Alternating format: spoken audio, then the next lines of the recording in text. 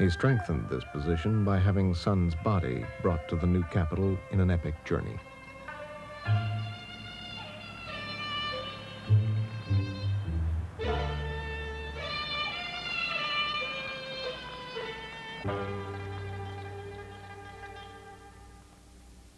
He married Sun Yat-sen's sister-in-law, Sung Mei-ling.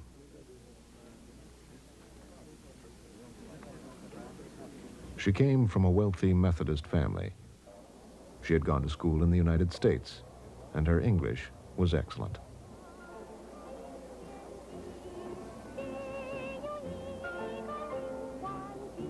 Her charm was a valuable asset to Chiang, for he was a difficult, aloof man who gained respect, but not affection. To many, especially in the cities, it seemed a new era was beginning. People were more open to the West than ever.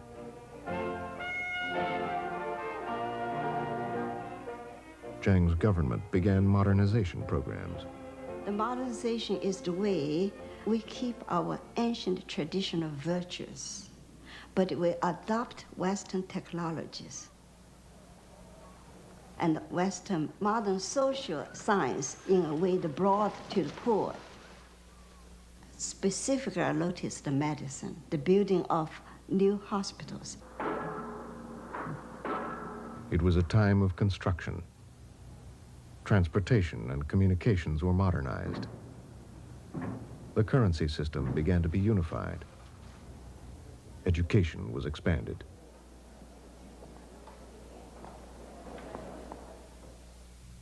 Chiang Kai-shek appointed Chen Li-fu a top advisor.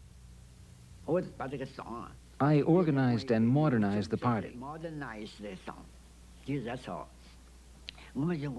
We made it impossible for the communists to operate.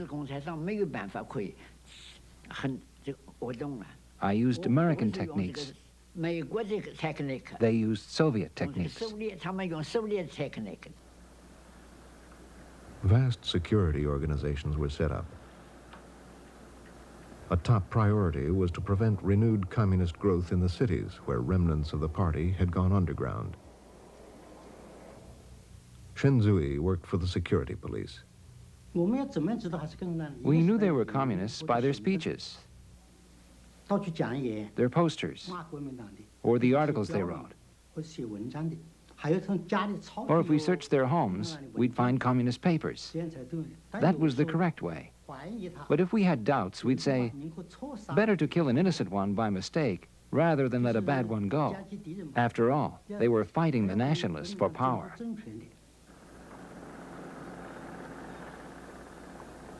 In spite of the security police, the communists began to rebuild support in cities where working conditions were often brutal.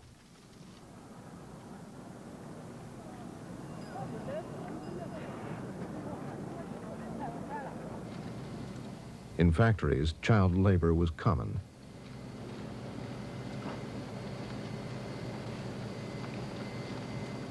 In silk production, very young children worked plucking cocoons from boiling water.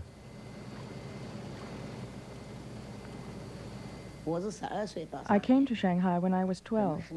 We were so miserable. You had to work 17 hours a day. Later, a progressive worker in the factory told us that people were not born to be poor. One was poor because of the exploitation by others. There is exploitation by the capitalist on one hand, and exploitation by the labor contractor on the other. You do the work, and he takes the money. I had no idea what revolution meant. All I thought was that the worker made sense, and that he cared about us poor people. Well, he said, there is a country where there is no oppression and no exploitation, where everybody has a job and food. All we dreamed of then was of having food. So when we heard of this country, we wondered where it was. If only our country could be like that. That's what we hoped for.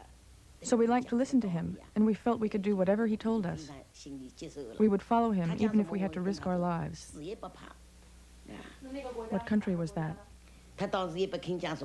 He wouldn't tell us which country it was. It wasn't until later we knew that what he referred to was the Soviet Union. Chinese communist leaders believed that the revolution would be led, as Marx had written, by workers in the cities. But a small group in the party believed the key to revolution lay in the countryside, where most of China's people lived. This renegade group was based in Jiangxi province. It was led by Mao Zedong. Mao came from a prosperous peasant family. He was a founding member of the Communist Party. He had worked with the nationalists at the military academy in Canton, training students to organize peasants. After Chiang Kai-shek's purge, Mao returned to the countryside. By 1927, he and a small group were organizing peasants in Jiangxi province. Conditions made the area a fertile ground for communist activities. 哎呀哈嘞，望着麦子树大高，楼上个穷人唱着苦心那个。正月开始就忙米煮，一到2月忙管我，3房5月加粮食，加到一旦晚上啊喽。加到宽来3分7，本脑高少力高多。 挂条我来有万竹子，万条竹子是毛骨头，9条我连毛米煮，找一个里拽戳戳，就等10月，天换地都是蛮难啊个。 In South China, there were huge gaps between rich and poor. Rents were high, and taxes were often collected decades in advance.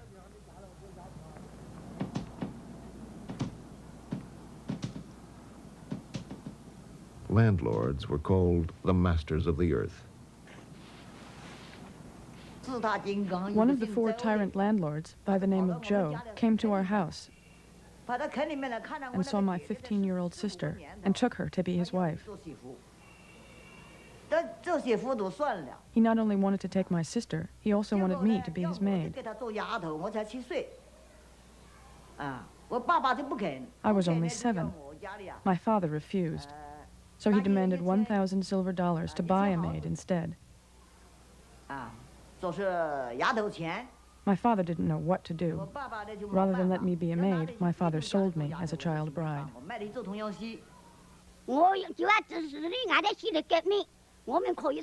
People told me if I joined the revolution, I would have my freedom. I could choose who I wanted to marry. If I didn't join, I'd have to marry this man who was over 30. So I thought if revolution could save me from this, I would join. The communists organized peasant associations and began social reforms. Their actions unleashed pent-up hatred of local landlords, and violent class struggles soon erupted. We smashed the landlord's opium pipes and took away his grain and clothes. He started looking for his money. The landlord wasn't home. His wife was hiding in the attic where rice straw was stored. We found her. We questioned her for several days, and then we killed her.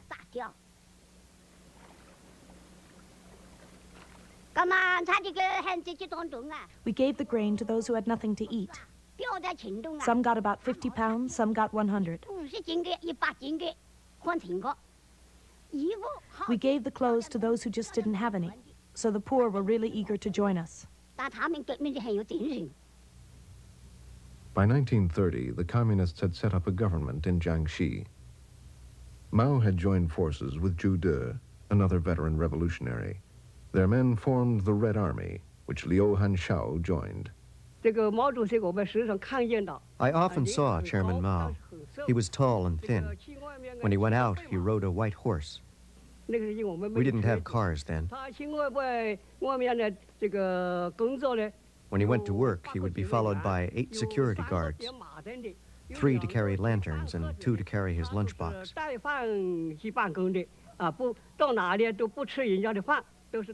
He wouldn't eat in someone's home. He took his meals wherever he went. Sometimes when there was a meeting, he would stand on a mound and shout slogans. He would shout, "Advance to Nanjing! Advance to Nanking! Take Chiang Kai-shek alive!"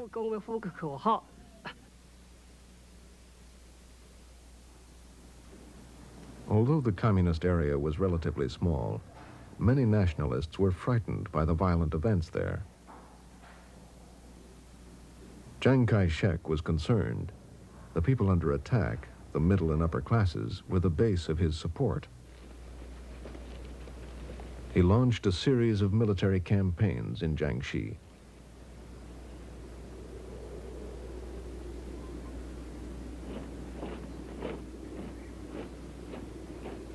They were defeated. Our main forces would lure their troops, lure them into the mountains, like we did in the battle at Longgang. We would lure them in and then pull back. This is called pulling back your fist before you strike. It was like drawing them into a bag. And suddenly we'd surround them and wipe them out. Understand? We'd lure the enemy deep, deep into the Soviet area, and then suddenly surround them. We wiped out their 18th Division this way. All 9,000 of them, from the commander down to the cooks. Not one escaped.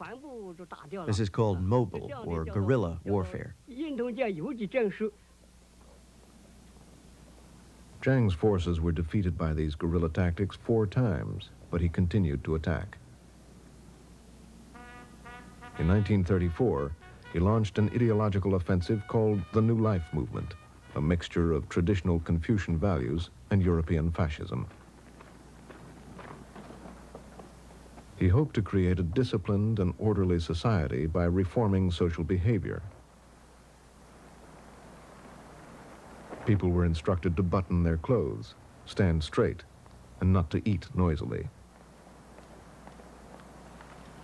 The movement only reached a small section of the middle class and failed to solve the peasants' problems. But Chiang's 5th military campaign was a success.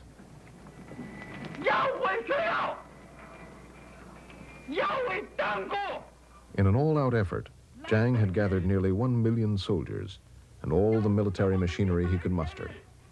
And he changed tactics.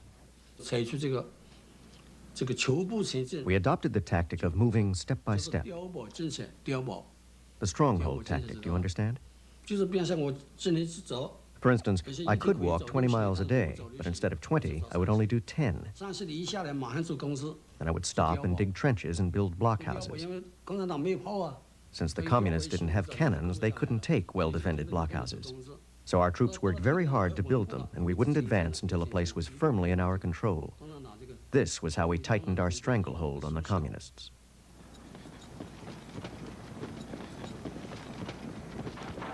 As the nationalists began their new tactics, the communists changed theirs. That was when our party made one of its biggest mistakes, the biggest.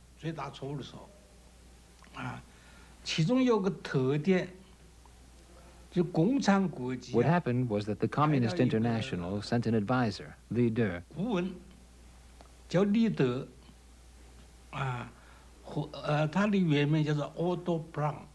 whose original name was Otto Braun.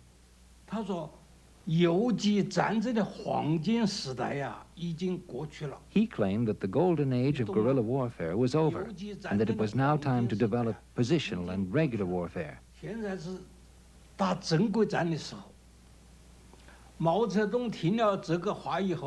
When Mao heard this, he realized that he and Li De would never agree.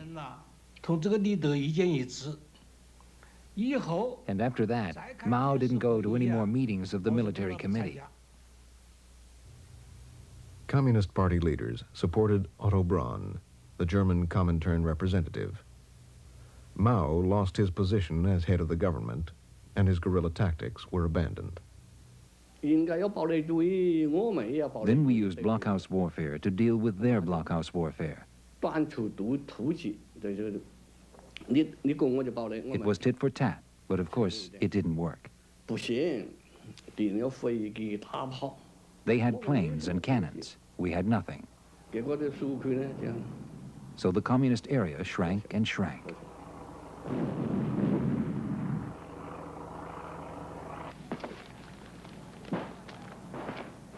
The nationalists were winning.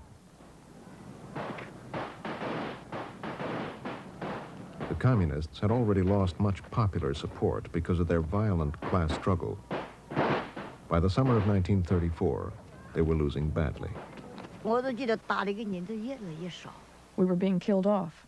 The revolution wasn't plain sailing. There were people who wavered and were traitors.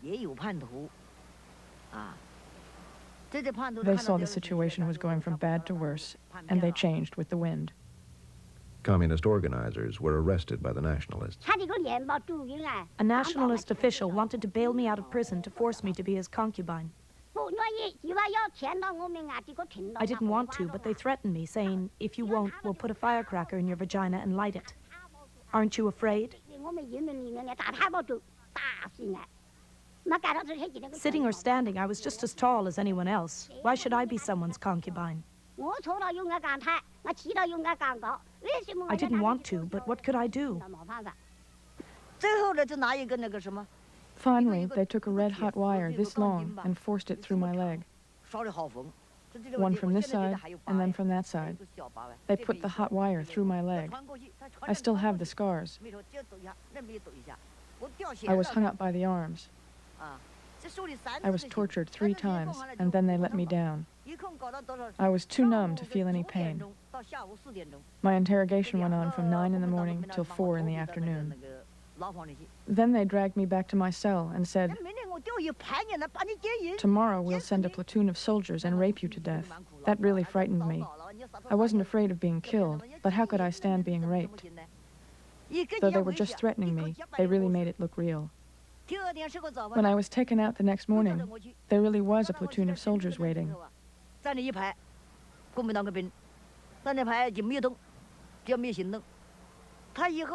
The officer said, just look at those men.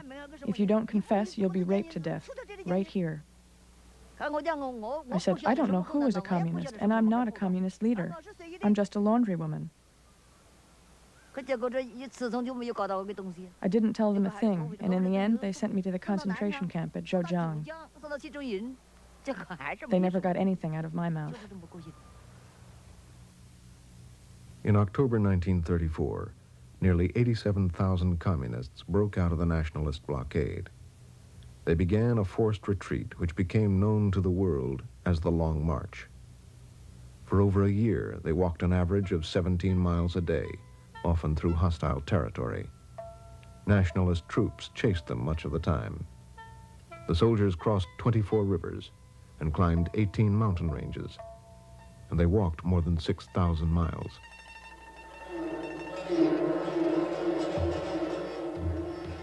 For the survivors, it is remembered as one enormous battle going on forever.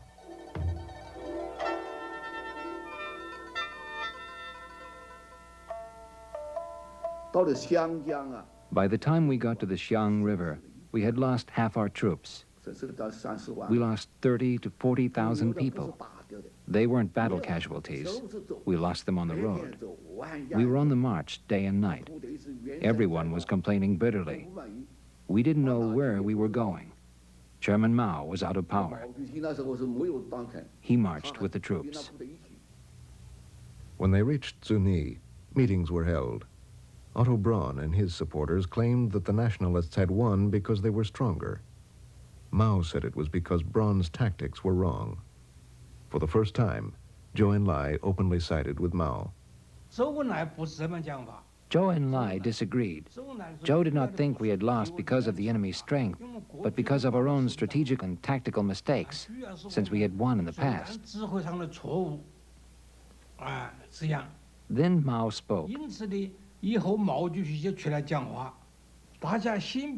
The atmosphere was calm. Everyone was reasonable.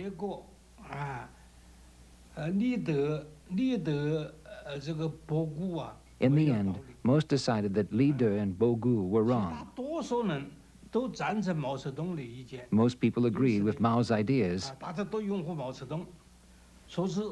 and wanted Mao as our leader on the long march.